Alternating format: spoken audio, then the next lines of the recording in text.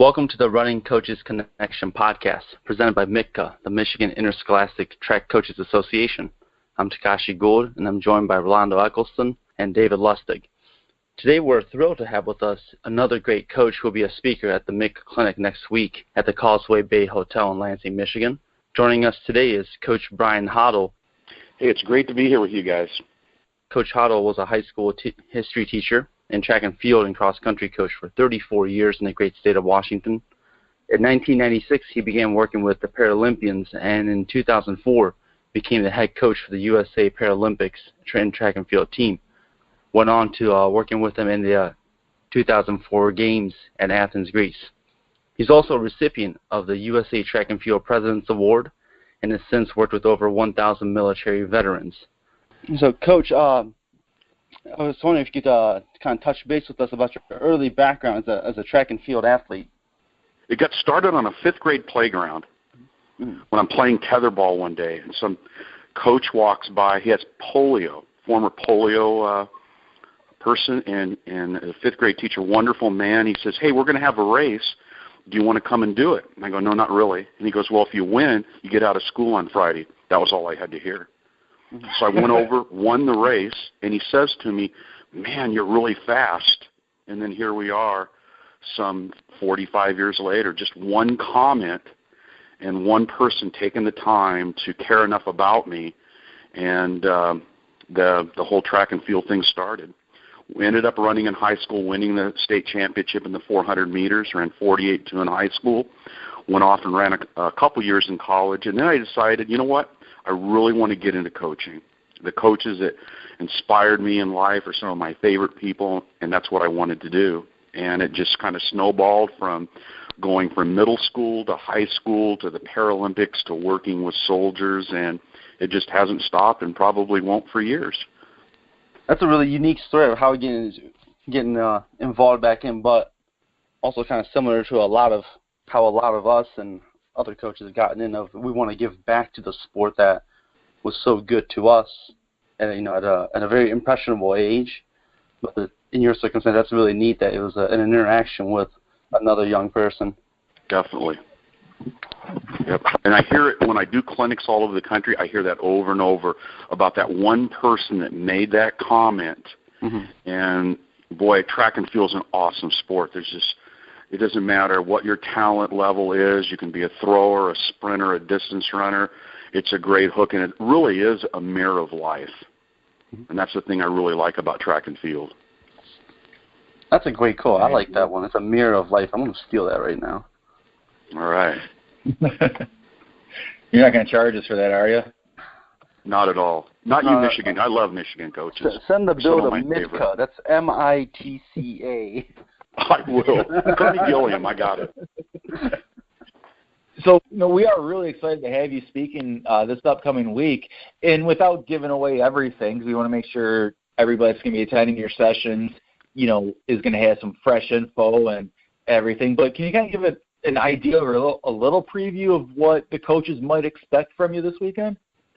Yeah, I think they're going to be really surprised what they hear. Having worked with able-bodied athletes, athletes with disabilities, and injured soldiers definitely brings a different look at the human body and how it works. So I know in my sprint hurdles relay sessions and one of the other sessions I'm going to talk about the importance of warming up and why. Why to warm up and why not to stretch up. Why to warm down and why not to stretch down. How you can look at someone, the way they walk, look at the bottoms of their shoes. You can detect injuries by just looking at the way they walk. They may have a certain gait, and it may be related to something as simple as the pair of shoes they're wearing. I'm going to talk a lot about the human foot and the importance of it, how people will go out and buy the best tires for their cars, because, their car's riding on the tire, but yet they'll go out and buy a discounted pair of shoes and throw them on their feet. And then wonder, oh, my gosh, how did I get hurt?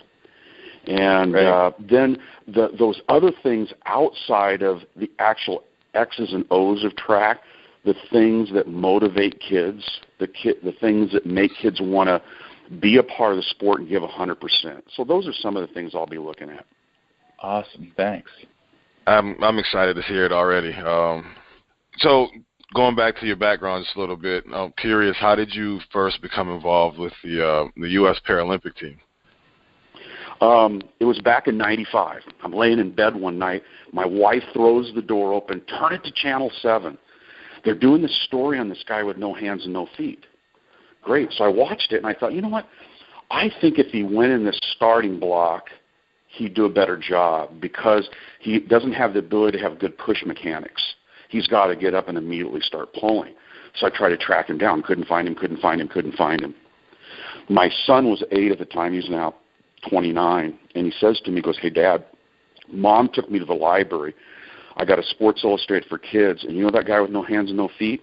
He lives 60 miles south of us."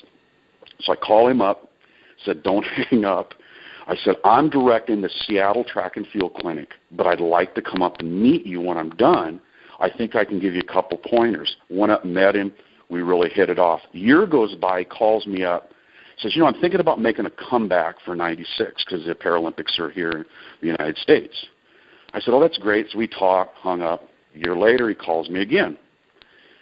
Or no, it must have been 4 months later he calls me. He says, "I want you to coach me." And I said, "Well, gosh, you know, you live 60 miles north of me. I don't think I can do that. You know, it wouldn't work out." He goes, No, I'll move further south." So he goes, "But I want to pay you." "No, you don't need to pay me. I'll just coach you." "Oh, no. I won't be taken serious unless I hire a professional coach."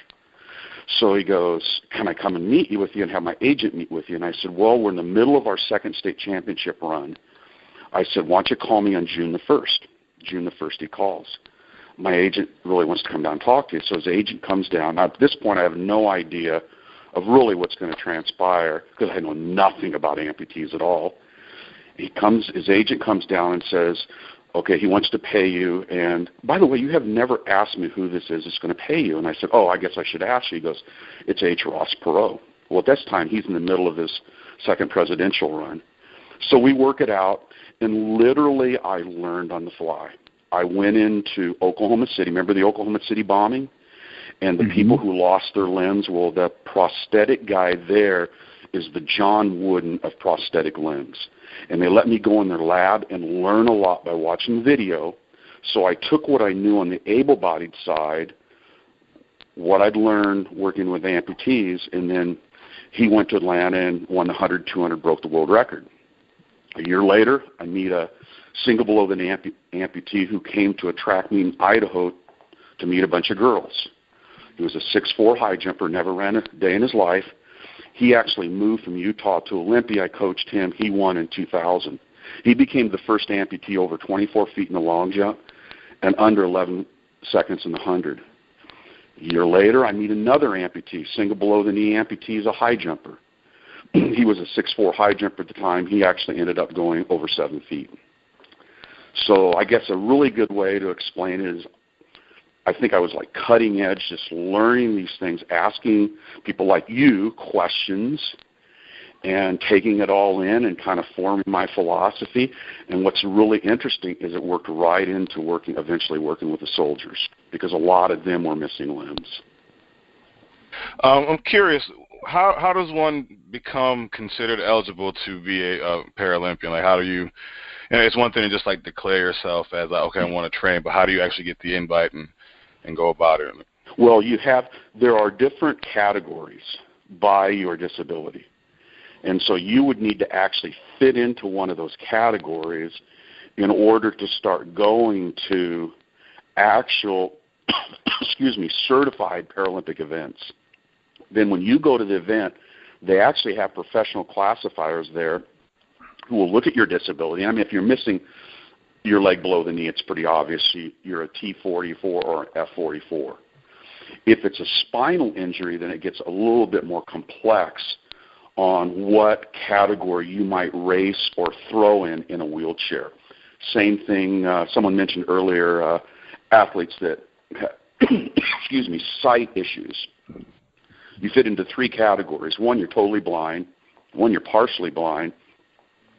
And then one, you're just enough blind that it makes you fit into the category. So you can't just wake up one day and say, I'm missing a finger, I'm going to be in the Paralympics, because you wouldn't fit into a category.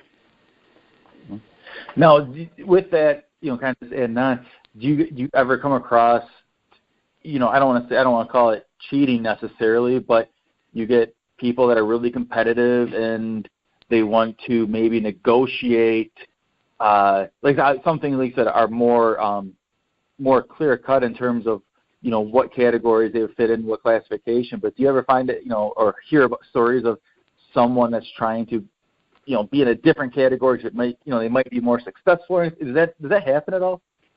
No, because those certifiers, when you go to those meets, they may have 2 or 3 people look at you. Okay. And I've heard of one instance where somebody went to the Paralympics and they were categorized as I think like an F, which is field 58. Then they get there and they get classified by an international classifier, and they get classified to a different classification, and they can't even get out of the prelims. So they thought they were going to go in and win a gold medal. They couldn't even get out of the prelims. Okay. Just wondering how that would work. And, with your background, and I know we're going to go back to you coaching high school track and stuff, but I'm really interested in what you're doing now with the veterans and your most recent experience with the Paralympians and everything. But, you went from someone that was coaching high school athletes, for a long time. You're a former college athlete, and you like you said, you had no experience. And since then, how have you come up with the different strategies? Because obviously you have, you've worked with athletes that were double amputees below the knee. You've worked with amputees in the arms. How have you come up with different strategies to help these athletes? I guess it's from spending a lot of years in public schools where we oftentimes, and you guys know this, it's one size fits all, and that doesn't work this way. I look at every athlete differently, even if they're an able-bodied athlete. So they may not do the same workout that the other people are running, and it's the same thing. When I see a below-the-knee amputee, he may be different than another below-the amputee. And so I have to think outside the box and say, okay, what's in the best interest of this athlete, both from a psychological, a physiological, a technical, all those aspects that are going to make that athlete be good. And so I hope that answers the question, but it's not a cookie-cutter approach at all. You got to be open-minded. And it's really strange. I was telling this one reporter, my eyes just see things that other people's eyes can't see. I'll be walking in a store, and I've done this before. I'll walk up to an amputee, and I'll go, I bet your back hurts. And they look at me like, who are you? Are you like God or something? And I'll go, no, I'm watching the way you're walking, and your hips are pistoning. I said, your prosthetic leg isn't lined up correctly. And then they'll begin to ask me, and then we talk, and I'll say, go back to your prosthesis, and here's what you need to do to your leg. Well, I've taken that, and I work with professional athletes also. And so I'll see a professional athlete, and I'll say, hey, look, the reason why I think you're having a lot of hamstring issues, it's not your hamstring. It's your big toe. Your big toe is so tight that it's putting a lot of torque on your hamstring, and that's why it's hurt. So really, again, it goes back to thinking outside the box and looking to all the possibilities, both negatively and positively, that will help that athlete out. Okay. That's really neat that you're looking at, that you see those things in everyday life. It's we kind of jokingly say it as I'll be driving down the road with my wife, and you'll see people running around the neighborhood, and then she'll ask me what do you think about their form, and without getting too technical or sounding mean, I was start analyzing some of those things. But for you, that's something that's transcending beyond that. Just the regular person or just a casual runner on the weekend. You're talking about you just recognize something that can improve a person's day-to-day life. Yes. That's incredible. Definitely. That is, Dave, I'm actually going in to Phoenix in late February to work with 56 pastors on fitness that are to the head of the Assemblies of God Church. And it's the same thing. Oftentimes, they say we have a healthcare problem in America. No, we actually have a health problem in America. That's our problem. We're so unfit and so unhealthy. And then I know you guys see this probably up in your area. where schools are going in and cutting physical education out so they can jack up these high-risk test scores, these high-stakes test scores. That makes no sense, because from a brain research person, they're going to tell you if you want to help a young child with the growth of their brain, you're going to give them a lot of exercise. So I think we need to, as a country, look at what we're doing. Do we have a healthcare problem or do we have a health problem? I think we have a health problem. And track and field addresses that. Absolutely. It's I know this is kind of switching over to that education realm, but it is definitely concerning of how much just neglect maybe is the word. I don't know if that's the proper word in my mind, but just how much of that physical education is getting devalued, and just the well-being of a growing person is getting devalued at that level. I know that in Arizona, there are schools that have 20 minutes of recess right now. And they're trying to get the legislature to increase it to 50 minutes to an hour. Yeah. Well, just from a common sense perspective, who would ever take a young elementary kid and only give them 20 minutes of exercise a day? That makes no sense. And that's how, indirectly that helps our sport, because we identify kids when they're in physical education classes or on the playground or wherever. Right. No, they're picking up motor skills while they're playing tag, Exactly. Right.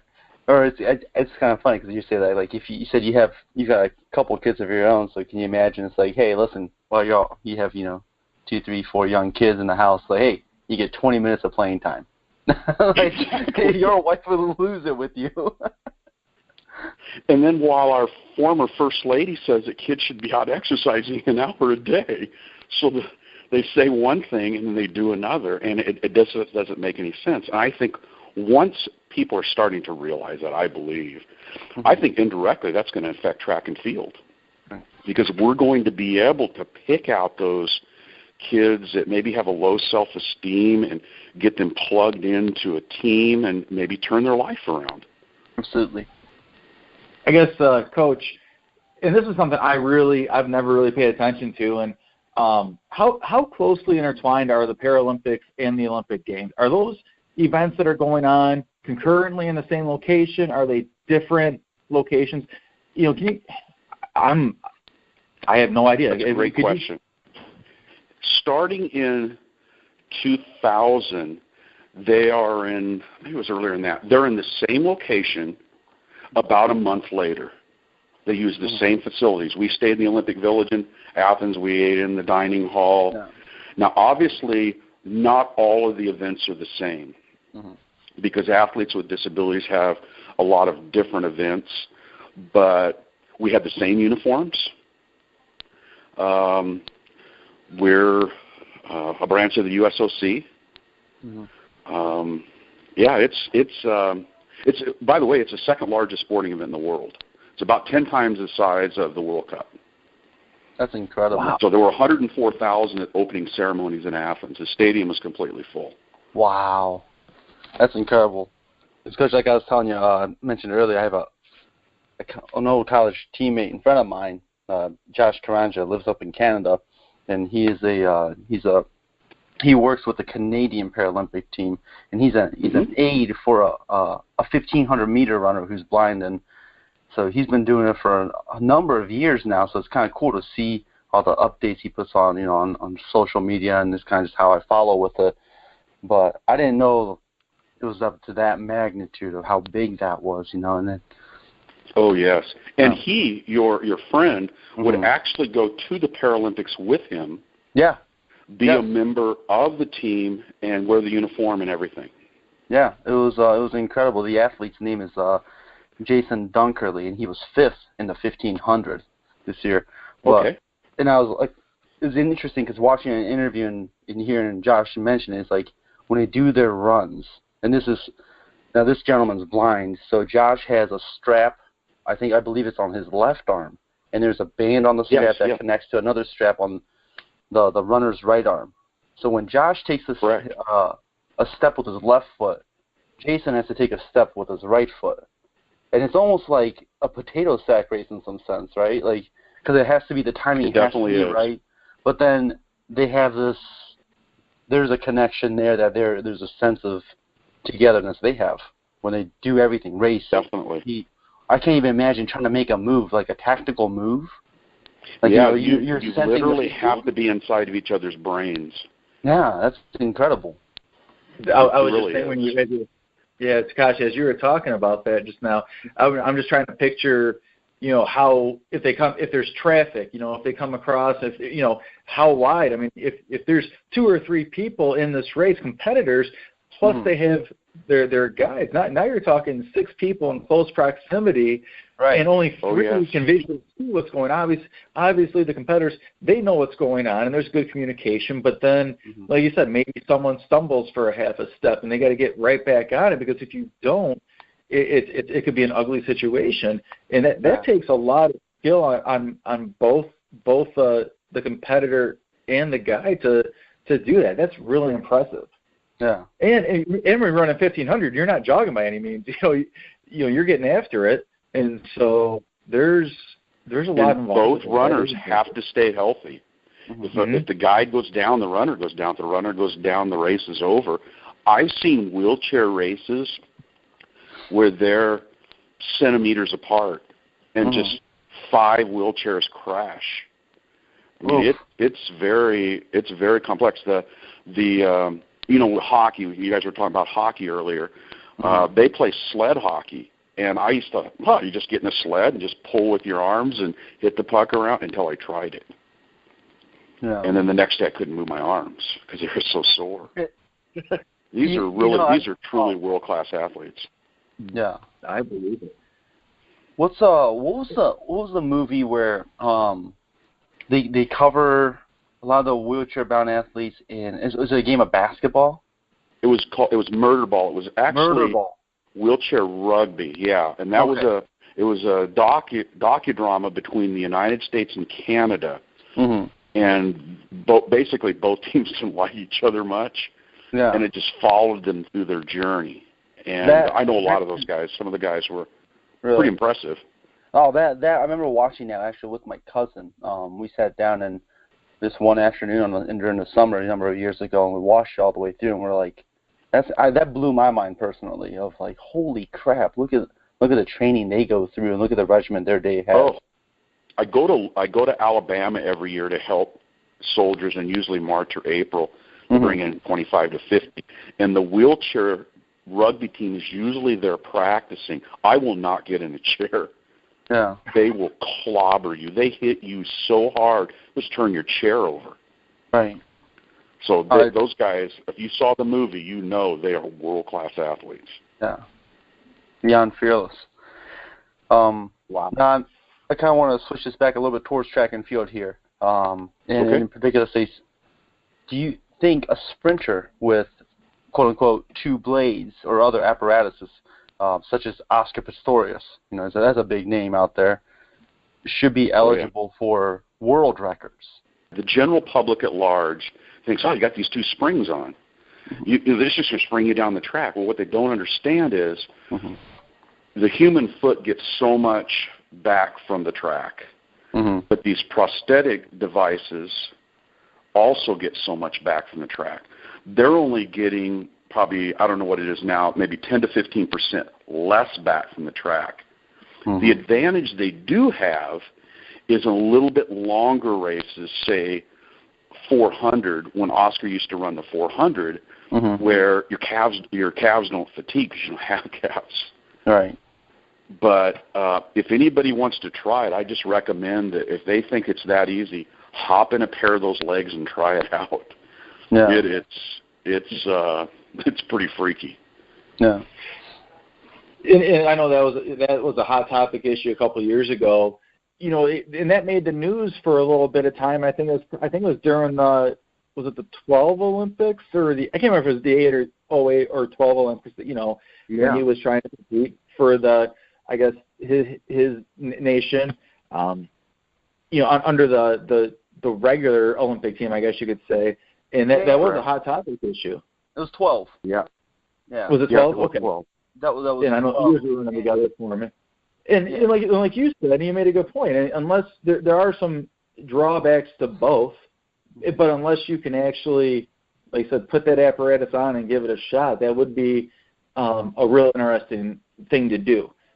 A double amputee is going to have a little different feel than a single, because on a single you're going to have the prosthetic leg giving you force from one side, your able-bodied foot giving you force from another side, whereas when you're on two legs, you pretty much have equal force coming out of both legs. So people always ask me, because I've coached the fastest double and the fastest single guy in the world, what's it like? I think the double guy has a little bit of an advantage. Interesting. Okay. And I'm going to follow up that again. Let's talk about how you train these, the fastest single and fastest double. Looking back to your high school coaching days, as a sprints coach, and I know obviously the workouts are different because mechanics are different, like you said, for every individual, but do you still apply, like, how much of the track mechanics that you coach your high schoolers with do you apply to the single and double leg amputees? Most all of them. Okay. Both able-bodied and athletes with disabilities have to learn the energy systems and why you're training with different energy systems for the event you're trying to be successful in. It's a little more difficult for a double amputee to use push mechanics coming out of a block. So I have a tendency to just get them up and get them going. Whereas a single below the knee amputee, I can give them some push mechanics. So the rest of it, other than just keeping an eye on their stumps and making sure there's no like ingrown hairs or undue wear from a leg that's got a little bit out of whack, it's pretty much, hey, you're going to train with my high school guys. Let's go. Let's get in there and go. And they did. They all trained with my high school guys. I was just about to ask, and how long, what was the carryover from when you were coaching high school track and field and you started with the Paralympians? How long was it a crossover for you? Well, I coached from 80 all the way up to 96, just able-bodied. Then I started working with both from 96 to 2004 with both able-bodied and Paralympic athletes. And then in 2004, I broke off and worked really more with soldiers. Fantastic. So is that how you kind of got your start working with the veterans? Yes.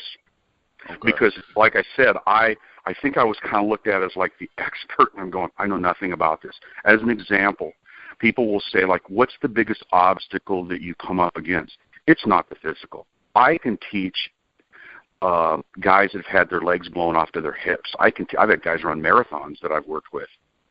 It's really dealing with the PTSD and the traumatic brain injuries that I've learned a lot, and I've actually had doctors ask me, how do you do this? Because the most common thing I hear is when I'm exercising, I'm not dealing with the issues, not in all cases, but I'm not dealing with the issues that I deal with when I'm not exercising, which is another reason why we want to get as many of our returning vets actively involved, because they deal with issues that, I don't even repeat to my wife. It's just really pretty traumatic things that they've gone through. So I guess in paraphrasing it, I deal more with the mental aspect with them than I do the physical. The physical is a lot easier. Wow. Now, how did I learn? I don't know. I mean, it's like you guys, if a school wants to be great, they don't need to bring a national expert in. You're in the building, go to you. That's why I never understood. All the experts are in the building. It's the same thing. If I want to learn to help a soldier, I'll ask them questions. I'll go to another soldier and say, how have you dealt with this? And then I learn how to better help the guys. And they all bring unique stories, just like our athletes bring unique situations in when they join our programs. Right. Well, I can see how, they come to you so knowledgeable about this, and I really appreciate the approach that you have with taking on these challenges. How long have you been working with the veterans? Since 2004. Okay. And that's so I I guesstimated I probably work with over 1,200. Wow. That's some pretty famous ones, to just a soldier who spent 3 years in Afghanistan, went over there because he wanted to, get some college help, and then realized, oh my gosh, this is a mess over there, and got caught in the middle of it. And they come back there, and as you guys probably know, we just didn't have that safety net in place with the volume of people that were sustaining either the physical injuries, but more the emotional injuries, because their wars never ended. Their wars are still going on. Wow. So that's a lot on your plate, Coach. It is. It really is. Yeah. But it's very rewarding when I'm with a soldier. One that I remember specifically was a guy that he was single below the knee amputee, and we were in Alabama together, and God, he had great throw mechanics. I mean, he unwinded for the bottom, and I went to him. I said, "Man, you're a really good thrower." I have been in track. He goes, "Never have." And I said, "Well, you really need to look at the Paralympics." Well, at the end of the camp, 3 days later, he comes up to me. He goes, "Hey, Coach," he gave me a hug. He almost had tears in his eyes. He goes, "I really want to thank you for working with me." He goes, I don't know if I should tell you this, but he goes, "I didn't really want to come to this camp, and to be honest, I was going to go back and kill myself." He goes, "But I'm not anymore because you told me I was a good thrower. I should pursue the Paralympics."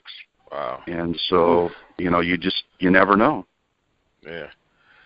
How do those feel in comparison to when you hear a story like that from a veteran that you really helped out, in comparison to when you were still a high school coach? I mean, they're all got to be rewarding, but is there like a contrast between them, the difference at all, or?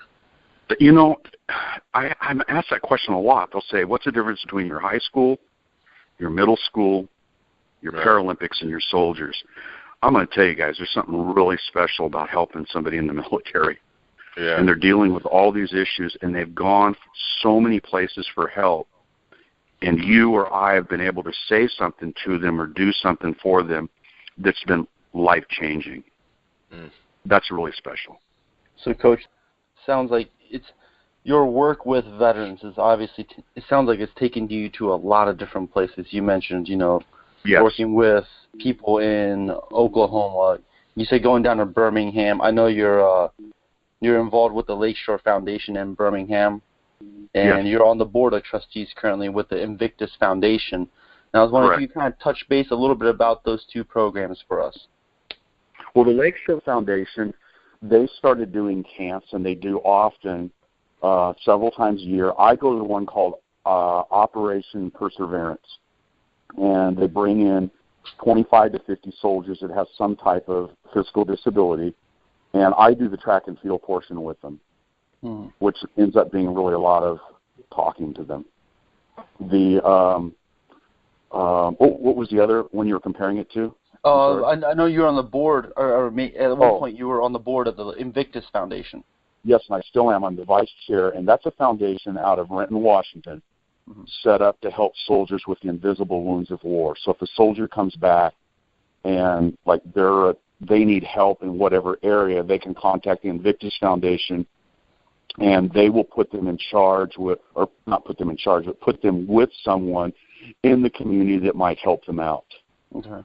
And then now I'm currently employed by Dave Reaver, the Vietnam vet, who, if you Google search his picture, you'll all recognize him. And I work with him, and I go to camps in Texas and Colorado. We just completed a DVD that should be on the market. I was hoping to bring it up to Michigan with me. We didn't quite get it done. And it's all fitness exercises that you could do with about $20 worth of equipment in your living room or your backyard. And so we're going to make that available to the soldiers that come into Eagle Summit Ranch in Colorado or Eagle Summit Ranch in Texas, so that we can get these guys up and get them doing something physical. And then the ones that we find either at Lakeshore or through the Invictus Foundation or through Dave that are really highly skilled, and what I want to do is tap them in with someone like yourselves that could, like if it was someone in the Michigan area, that could coach them for the 2020 or 2024 Paralympics. So we're going to start identifying these really elite soldiers who've returned with injuries that we might be able to plug into the Paralympics and really change their lives. So that's going to be my follow-up, is if there's something like that in the Michigan area you know of that if some of us are interested we could be getting in touch with. Absolutely. Knowing Kearney like I know him, that probably be my first call or email. Hey, Kearney, do you know anybody in north of Lansing that has some good sprint background or throw background? And then, boom, I plug that athlete, because I'm not going to coach them. I'm going to plug them in with a coach and then monitor them and help them out. Yeah. And help that coach. And trust me, there are soldiers with disabilities in your area that probably no one knows about. All right. I think that's an absolutely awesome thing. And I'll next week at the clinic, I'd love to talk to you and find out more about things like that. Absolutely. Absolutely. Sure. Yeah, man. Yeah. Do that in a heartbeat.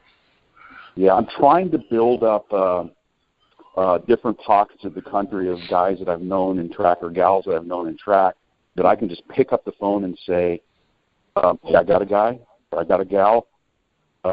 They just threw the world record with like I had a soldier from Georgia, never touched a javelin in his life, goes to one track meet, sets the American record. Wow.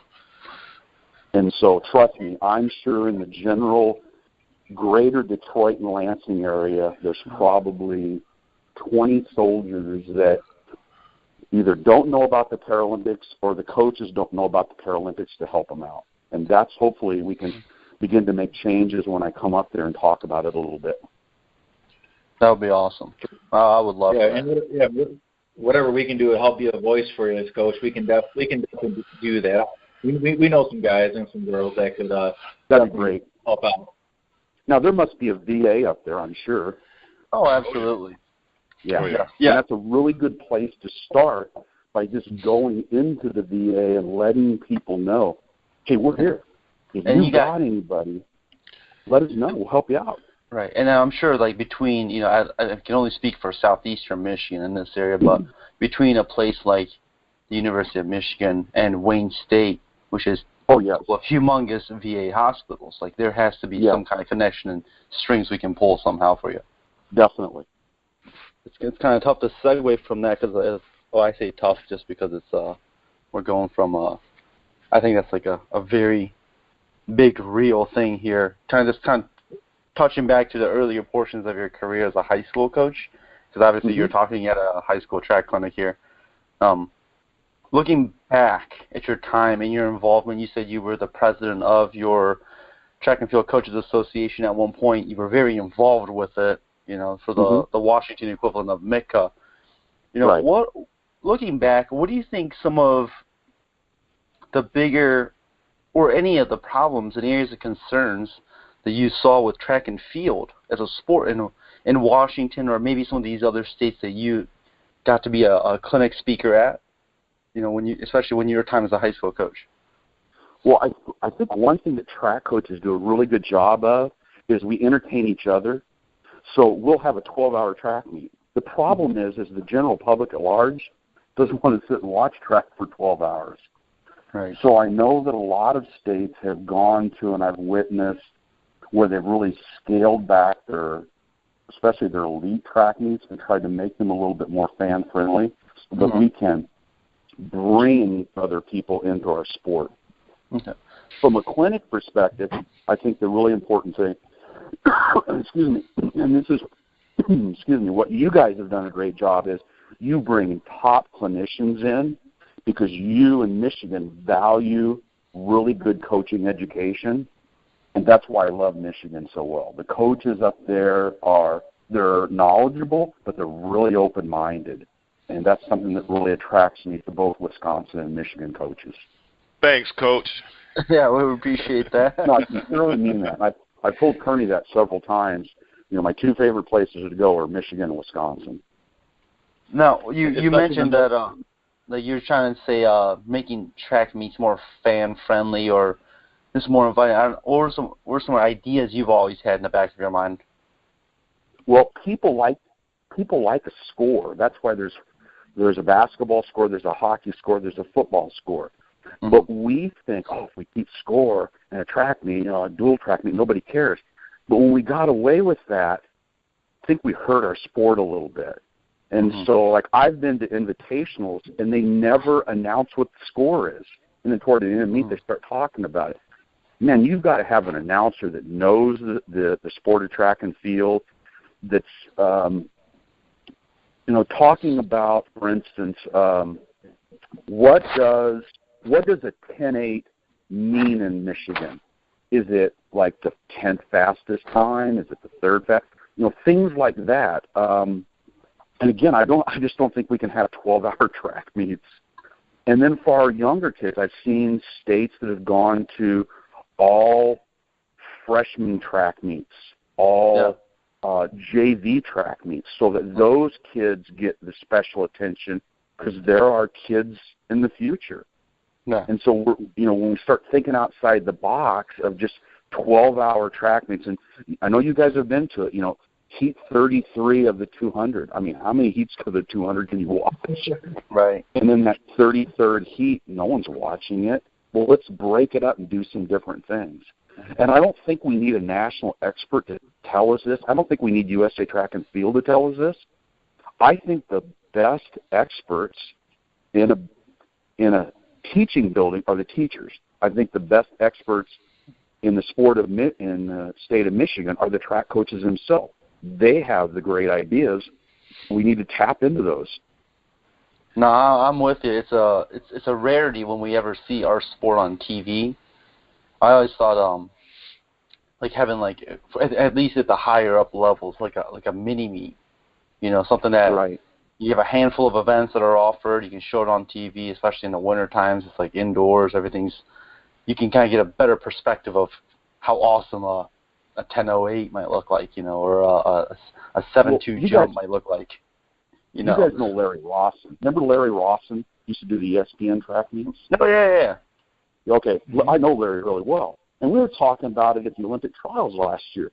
And wouldn't it make more sense, instead of announcing that a kid went 14.6, to announce that kid just pole vaulted over McDonald's Golden Arches, so that the public can see that, and make, or a kid who throws 165 in the discus? Do people realize that he just threw over half a football field, so that the people who are just coming to watch the meet have some kind of point of reference and it means something to them?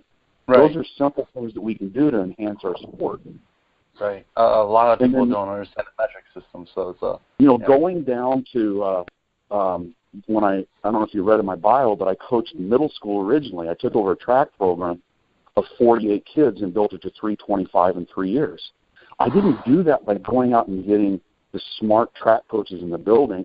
I went in and got coaches that love kids and, again, think outside the box and do creative things. We just have to do different things to promote our sport. I think another big thing today, without sounding like I'm rambling, our administrators used to be teachers, counselors, vice principals, AD, principal.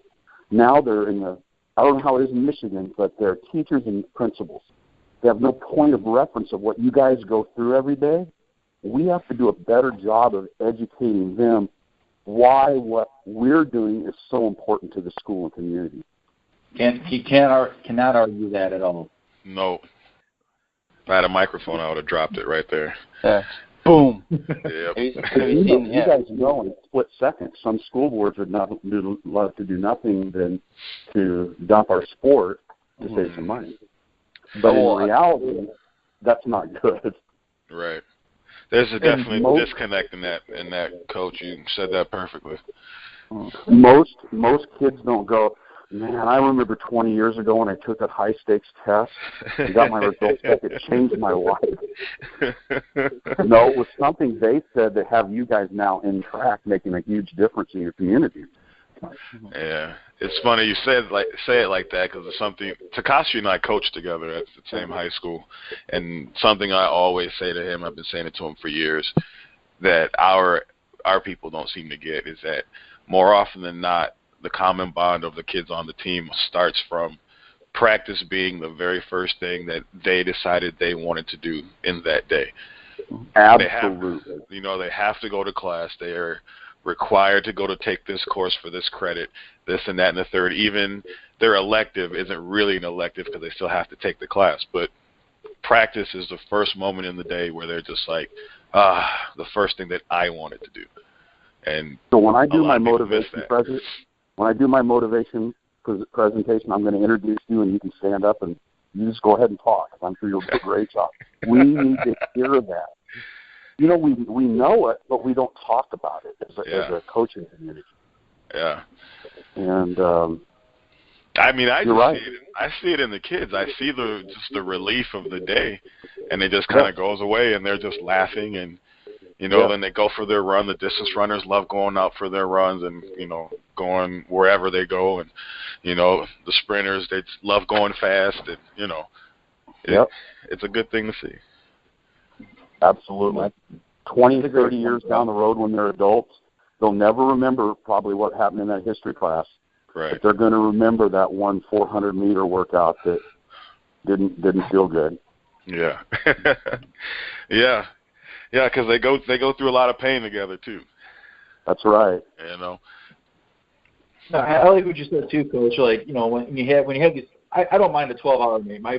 We all would agree that the 12-hour meets are fine as long as there's no breaks, and if you can run heat after heat. But like you said, we were down to heat 33 of the 200. The only people in the stands that care about that heat are the parents or the grandparents or the coach, or those particular kids. And so how do you change that? And an eye-opener for me was when I had my first opportunity to go to the Olympic trials this summer, out in Eugene, which was just like the most beautiful and like just awesome experience. But like just seeing everything that's going on, and like obviously what they're doing is something special, and I don't know if that's something we can do, but like the festival atmosphere. Whereas if you didn't watch an event or didn't have any interest in the event, there are so many things for you to walk around and do. And like my wife was with me, and she's not a track enthusiast like I am. She loves me, and so she loves track, which I am super grateful for. But like during the men's and women's 10K, she did not want to watch 25 laps on the track. And you know what? But I did. And so there was like this little tiki shack behind the track, and she hung out, had some type of fruity drink. They had like a sand pit, and she watched it on TV. Now, you can't do that at a high school track meet necessarily, but just giving a different feel for, listen, it's not just a 12-hour track meet. It's a 12-hour event of just lots of different things that you can do and see and be a part of. And and so that was just stuff. It was a cool thing. And we're hosting a meet this spring, and like I want to bring in some food trucks. Maybe some local vendors, just to be, is it going to make or break the meet? Not a chance, but it's just something different that people will talk about it. And like you said, it kind of breaks the monotony of someone sitting in the stands going, oh, another heat, my kid's not in it, or I don't know the kid's in it. And, so it does change things, but the Olympic trials definitely opened my eyes to some new things, and that was fun. And maybe instead of a track meet, it needs to be a track experience. Right. Yeah. And I was at the trials myself, and gosh, walking around, behind the main grandstand with all those booths that were set up, that was unbelievable. That was cool. Yeah. That was a great thing. I probably can't tell you. I mean, I don't think you're going to listen to me, but I can't tell you how many stickers and magnets I got from the Oregon Running Club. And we are grabbing stuff. So, don't tell anybody. Oh no, because I wouldn't want to ever do that because I didn't take any. We're all Dave, I think you sold yourself out. I might have. I didn't hear anything, Dave. And Tommy Smith from 1968 is a very good friend of mine, and it was very interesting to meet John Carlos for the first time there. Yes, and visit with him and his perspective of what happened in '68. And I know one thing you guys are doing is you're going to bring Jim Ryan out. Jim and I have become good friends because I used to bring him up to my clinic in Seattle, but how many of the young coaches really understand that significance of what Tommy and John did, not only from a track perspective, but from a cultural perspective. And then what Jim Ryan did. Jim Ryan ran workouts that the Avengers couldn't do. And he ran under 4 minutes. Oh, my gosh. No, have you seen some of those workouts? It's mind-blowing. Oh. First off, he had a swim coach for his track coach. So it's like these old swim workouts-esque. You can kind of see where he got it from. And in the sense of irony, I think it was at a MITCA clinic. I remember it was Dr. Jack Daniels was there, and he was joking about, like, hey, if you didn't have a swim coach and dialed down some of this, I think you could have gotten faster. But it was those same principles that you talked about. Those, learning about, hey, these things worked hand in hand. Right. Yeah. But those. But how many of your young coaches even know who he is? And that's part of our sport too. Is when we learn about the heritage of our sport, the people who've gone before the current group of athletes, and have really not only transcended the sport, but they've transcended culture and the things that they've stood for, and so it's great you guys are bringing Jim up. He's a great guy. Should be a fun clinic. I'm looking forward to it. Yeah, you have some really good speakers, really good. Yeah, super good people, and they really care about the sport. And boy, I just can't say enough about the good that you guys do up there. Well, this is on Dave. Dave set this one up with all you guys together. No, that's not true. I'm in charge of the one next year. So okay. I got Kearney and Scott Werner get all the credit for this one. They pulled together something great, and I'm going to be tail between the legs because next year this one can't be topped. And so you guys did a good job. Really good. Oh, never mind. Dave needs to pull his weight. It was all Scott. Good job, Scott. Yep. So now I have a question, Coach. Is looking back at your time at Washington as a high school coach, did you guys have a 2-day state meet or a 1-day state meet? How do things work around there? The smaller schools have a 3-day state meet. The bigger schools have a 2-day state meet.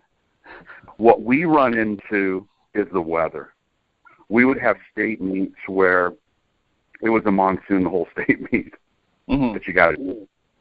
And so it's a very unique place. I don't know what your weather is like come your state meet in Michigan, but we have 90 degrees. Mm-hmm. We have 48 degrees. We've been fortunate where we haven't had the 38. We've had the 90, and we've had some fair weather, but yeah, but it's Michigan, so you never know. You never know. It was 50 degrees the other day, and then it started snowing.